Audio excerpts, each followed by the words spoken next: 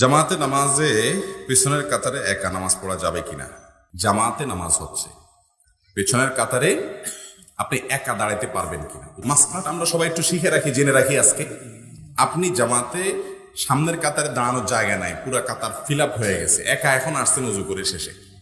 এখন আপনার কর্তব্য হলো সামনের কাতার থেকে একজনকে টেনে এনে পেছনে তাকে সাথে নিয়ে দাঁড়াবেন, একা একা দাঁড়াবেন না। এখন মুশকিল হলো আমাদের দেশে মানুষ তো বুঝে নাই মাসআলা। সামনের কাতারা যদি আপনি টান দেন, নামাজের মধ্যেই একটা খায়া বসার সম্ভাবনা আছে, ঠিক না? বলবে কত বড় বেয়াদ্দব, নামাজের মধ্যে টানটানি করতেছে আমাদের। হ্যাঁ, কিন্তু ভাই কেউ যদি আপনাকে পেছন থেকে একটু হালকা টাচ করে বা হালকা একটু ধরে টান দেয়, আপনি বুঝবেন যে পিছনে কোনো মুসল্লি একা একা আসছে। তখন আপনি আস্তে করে পেছনে চলে আসবেন, মানে ঘাড় এদিক সেদিক ফিরাবেন না, ক্যাবলার দিকেই থাকবেন, শুধুমাত্র পেছনে 3-4 কদম হেঁটে চলে আসবেন, এসে তার পাশাপাশি দাঁড়াবেন। এটাই হলো সুন্নাত।